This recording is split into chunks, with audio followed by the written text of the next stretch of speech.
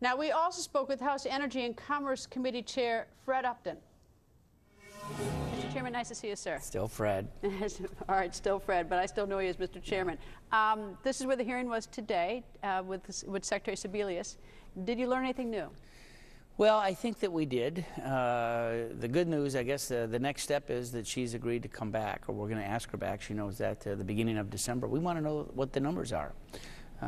Thus far, they've hid those numbers from us in terms of hid or don't know. She said she didn't know. Do you think she was cagey about that? Well, they said that she couldn't verify that they were accurate, even though the subcontractors, in essence, said last week that they knew where they were. But she's going to come back. She's going to tell us what those sign-up numbers are. That is for sure. The other thing is that we want to see happen, maybe even before when she comes back in early December, is that we'd like to actually perhaps move legislation through the legislative process and allow folks who have had their individual insurance policies canceled to be able to keep them. In essence, do exactly what the president said only last month, that if you have health insurance and you like it, you don't have to do anything, you can keep it. Well, let's keep them to that promise. Was she candid? I think she was. I mean, she was under oath, that's for sure. She had some...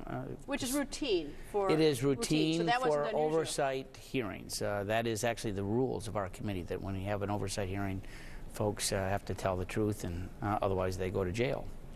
She said that she didn't think that she was able legally to have Obamacare. What is your understanding? I don't think that's quite accurate. It was a question that maybe she wasn't ready for. But as I understand it, yes, she can get out of the FEHB and participate in really any exchange around the country. She may not be able to have an employer share a contribution as part of it, but in fact, it's not illegal to do that. Would you expect her to do that? Because, I mean, now she's got, much like you would have in a private industry where you have your employer pays part of it. Would you expect her to be in Obamacare?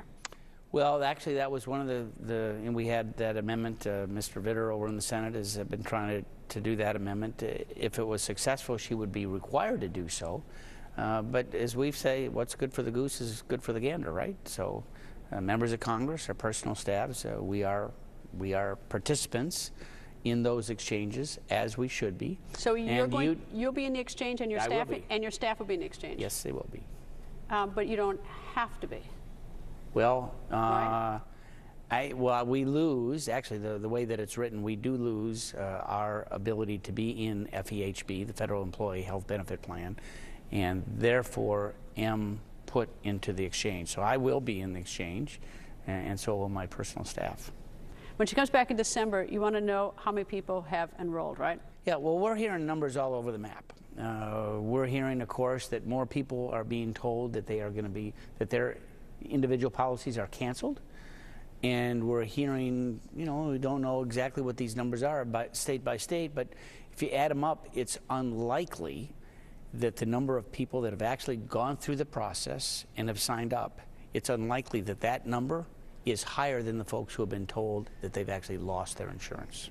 How are we going to pay for this? I mean, as I understand it, a huge amount of it depends on the healthy buying it to pay for the not so healthy, and that would typically be the younger people.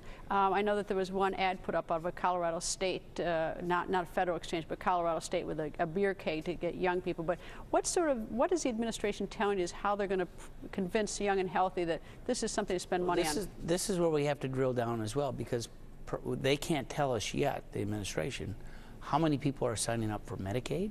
Remember, we expand the Medicaid eligibility. So what are those numbers versus those that are being forced to sign up for the variety of exchanges? So we don't, until they start sharing some numbers, it's pretty difficult to come to a conclusion. What do you think she thought of the hearing? Well, she, hey, it was three and a half hours long. She knew that she was going to get some pretty tough questions. I think she did. We didn't get all the answers that we want. We're actually preparing a letter today. I'll tell you, one of the things we're very concerned about is the security of information that individuals post on that website, knowing that, in fact, they're changing the lines or changing some of the information that's out there literally every single day. And unless they do an end-to-end testing, it's not necessarily secure, which is why some of the news networks, in fact, reported earlier this week that it's pretty easy for a hacker to try and get that information. We're going to try to drill down a little bit more, a letter that we're going to be sending off later on this afternoon. Great. Thank you, sir. Thank you for talking to us. Thanks.